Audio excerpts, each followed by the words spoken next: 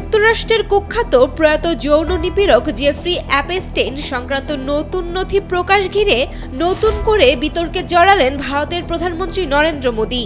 মার্কিন বিচার বিভাগের সর্বশেষ প্রকাশিত নথিতে মোদির নাম উঠে আসায় বিষয়টিকে ঘিরে দিল্লিতে শুরু হয়েছে রাজনৈতিক ও কূটনৈতিক তোলপাড়। শনিবার ভারতের পররাষ্ট্র মন্ত্রণালয়ের এক বিবৃতিতে অ্যাপস্টেইন ফাইলে মোদির নাম আসার ঘটনাকে ভিত্তিহীন উদ্দেশ্য প্রণোদিত ও নিন্দনীয় বলে প্রত্যাখ্যান করে।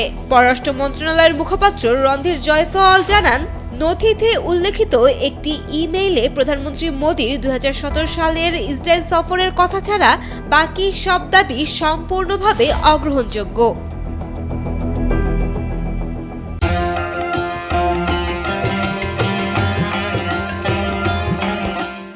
উল্লেখ্য, 2017 সালের জুলাইয়ে মোদির ইসরায়েল সফর ছিল ঐতিহাসিক। 1992 সালে কূটনৈতিক সম্পর্ক স্থাপনের পর এটিই ছিল কোনো ভারতীয় প্রধানমন্ত্রীর প্রথম ইসরায়েল সফর। এদিকে কংগ্রেস নেতা পবন খেরা সরাসরি মোদির ব্যাখ্যা দাবি করেছেন। সামাজিক যোগাযোগ মাধ্যম এক্সে দেওয়া পোস্টে তিনি দাবি করেন, অ্যাপস্টেইনের নথিতে লেখা আছে মোদি তার পরামর্শ নিয়েছিলেন এবং যুক্তরাষ্ট্রের প্রেসিডেন্টের স্বার্থে ইসরায়েলে নিয়ে গিয়ে অনুষ্ঠান করেছেন। নথিতে এটা কাজ করেছে এমন মন্তব্য রয়েছে বলে দাবি করেন তিনি।